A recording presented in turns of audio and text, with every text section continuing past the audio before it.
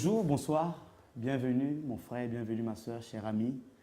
Vous qui êtes fidèles depuis tant d'années à cette émission qui est Je médite, une émission qui est proposée dans la communauté évangélique Maranatha sur notre chaîne Maranatha Télévision. Une émission qui nous fait beaucoup de bien depuis plusieurs années maintenant. Et aujourd'hui encore, nous nous retrouvons autour de la parole de Dieu parce que c'est Je médite la parole de Dieu. Aujourd'hui encore, nous voulons la méditer dans l'épître de Paul à son fils Timothée. Nous voulons vraiment que cette parole nous fasse du bien. Si vous le voulez bien, nous allons prendre un temps de prière, n'est-ce pas?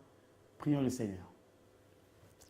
Adorable Père, Créateur du ciel et de la terre, toi en qui il n'y a ni changement, ni ombre de variation, toi qui étais, qui est et qui vient. Seigneur mon Dieu, ce jour encore, je me tiens dans ta présence auprès de ta parole pour élever ton saint nom, pour te glorifier et te magnifier, non seulement pendant ce temps, mais dans la vie de mon frère et de ma soeur qui est en train d'écouter, de suivre cette émission. Je prie au nom puissant de Jésus-Christ que le ciel demeure ouvert et que ta parole nous éclaire, Seigneur, nous oriente, que ta parole nous corrige, nous redresse et nous dirige, Seigneur, car nous en avons vraiment besoin. Seigneur, permets que ce temps soit un temps de bénédiction pour toute personne qui suit cette émission et que je sois également une bénédiction pour eux.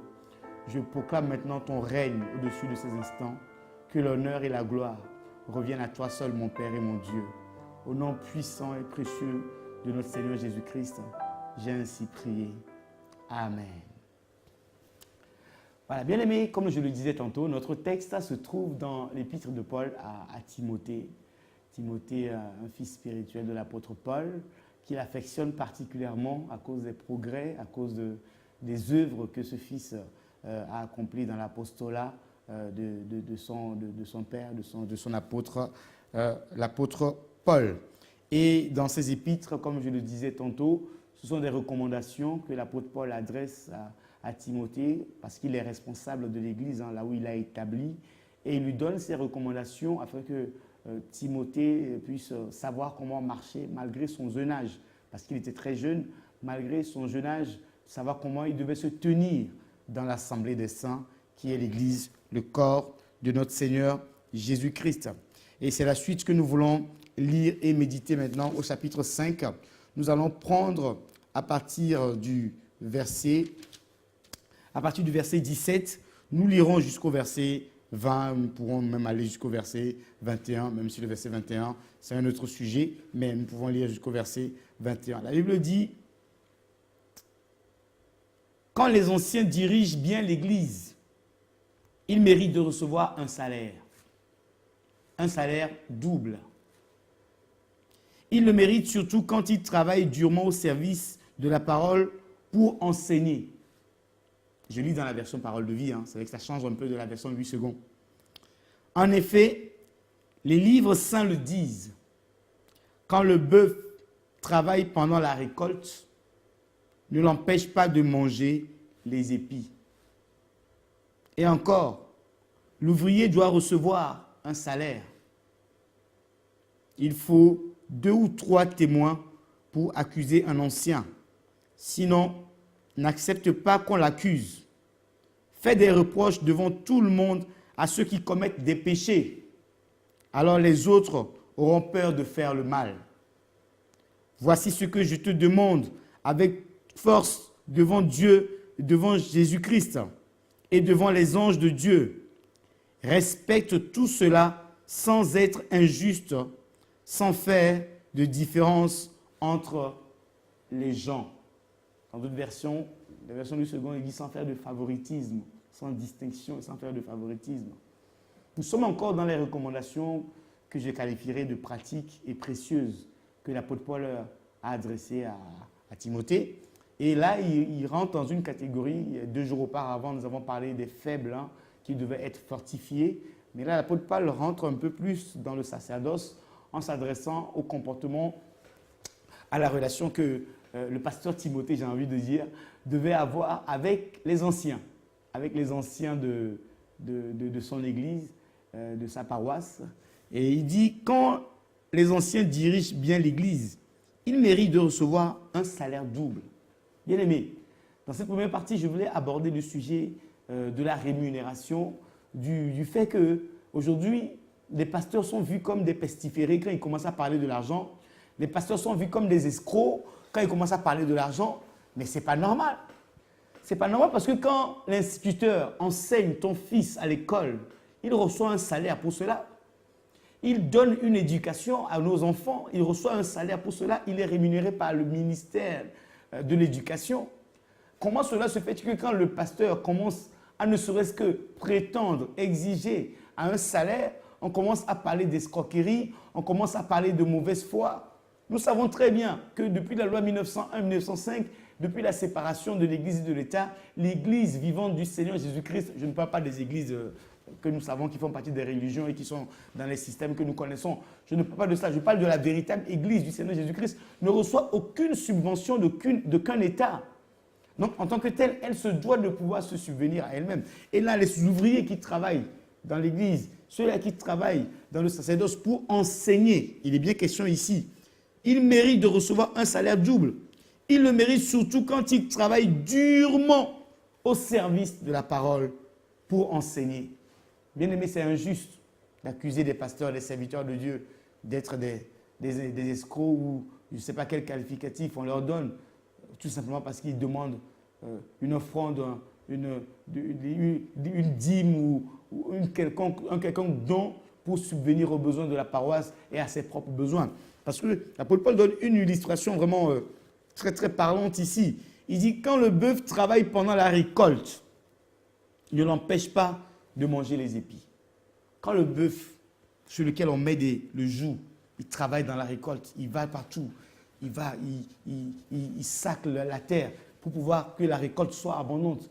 Quand la récolte est posée quelque part, des fois le bœuf, il va et il commence à brouter, à manger. Il ne faut pas l'arrêter. C'est l'image que l'apôtre Paul est en train de donner ici. Il donne encore une autre image, il dit, l'ouvrier doit recevoir son salaire. L'ouvrier doit recevoir un salaire. On ne peut pas empêcher un ouvrier de pouvoir recevoir son salaire, puisque c'est un travail, bien-aimé. Nous n'oublions pas, oh bien-aimé. Je voudrais encourager quelqu'un qui s'est découragé en pensant que non, les pasteurs s'enrichissent sur leur dos. Non, non, non, bien-aimé. Non, ce que tu donnes à l'église, tu le donnes à Dieu, tu ne le donnes pas à un homme. Dieu lui-même sait ce que tu es en train de faire et il te récompensera autant convenu. L'apôtre Paul continue en disant que, toujours concernant l'ancien, le responsable d'église, il dit il faut 2 ou 3 témoins pour accuser un ancien. Ça, c'est pour prévenir des scandales. Aujourd'hui, les ministères sont à terre. Les témoignages sont bafoués, tout simplement à cause de la mauvaise foi, à cause de la méchanceté de quelques-uns. Voilà pourquoi la Bible nous dit clairement, on ne peut pas recevoir l'accusation d'un ancien simplement sur la base d'une seule personne. Non, il fallait qu'il y ait 1, 2, 3 personnes, nous dit la parole. Il faut qu'il y ait 2 ou 3 témoins pour accuser un ancien, pour éviter de fragiliser l'Église du Seigneur. Or, ce que nous voyons aujourd'hui, c'est ça. Il suffit seulement qu'une personne puisse avoir du regain contre un pasteur, contre un responsable d'église, qu'une personne puisse avoir une certaine méchanceté ou je ne sais pas quoi, un petit problème contre un pasteur de l'église, en formant toute une histoire. Même s'il y a une base, un soupçon de vérité, il y a certaines choses qui peuvent se régler sans pour autant qu'on ait à fragiliser l'église, sans pour autant qu'on ait à traîner le témoignage des gens dans la bassesse, tout simplement parce que nous n'appliquons pas la parole de Dieu. Nous n'avons pas cherché à savoir avoir 1, 2, 3 témoins pour savoir si ce qui est réellement, on est en train de dire, est vrai. Et si la chose est vraie, ce n'est pas pour autant qu'on va cacher, couvrir, non. Parce que l'apôtre Paul continue en disant que non. Fais des reproches devant tout le monde. Le péché ne doit pas être caché, non. On doit faire des reproches devant tout le monde. La sanction doit être une sanction publique. Parce qu'un homme public, on doit le sanctionner publiquement. C'est ça. Mais d'abord, sur le témoignage de 2 ou de 3, c'est ce que la Bible nous dit.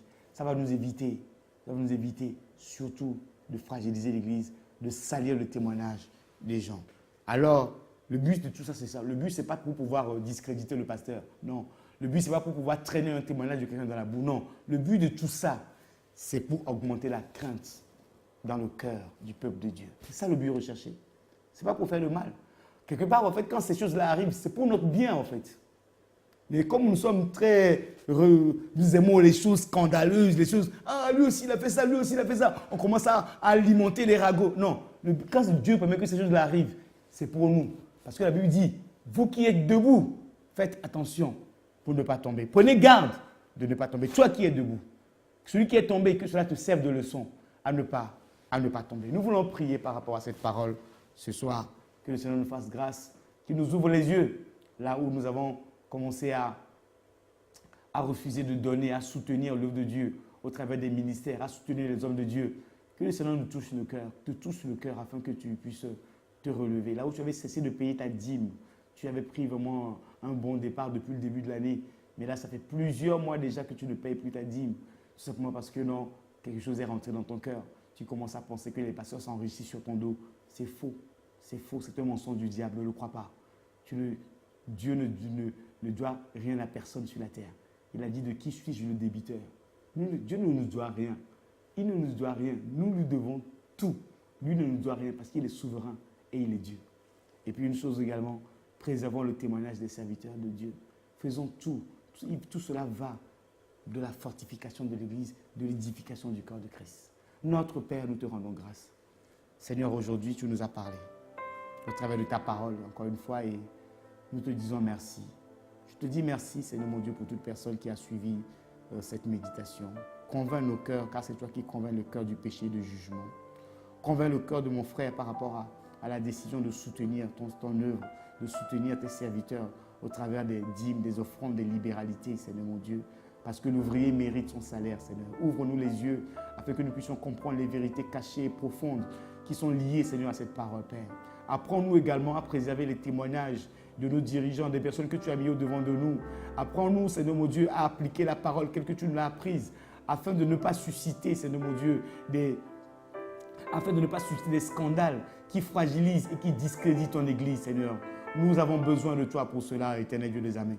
Fais-nous grâce, s'il te plaît, afin que la crainte, tout ceci, puisse ramener la crainte à grandir dans notre cœur, pour la seule gloire de ton nom, Seigneur. Là où l'ennemi commençait à fomenter des projets pour pouvoir semer des scandales dans l'Église, je les rends nuls et sans effet. Je dis, il n'y aura pas de scandale. Au nom puissant de Jésus, le témoignage sera préservé. Le témoignage sera préservé pour la seule gloire de notre Seigneur Jésus-Christ. Merci, Père.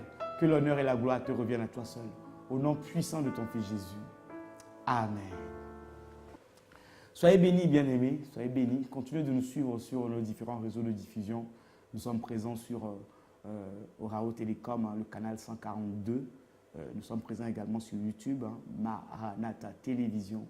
Si vous nous cherchez, vous nous trouverez.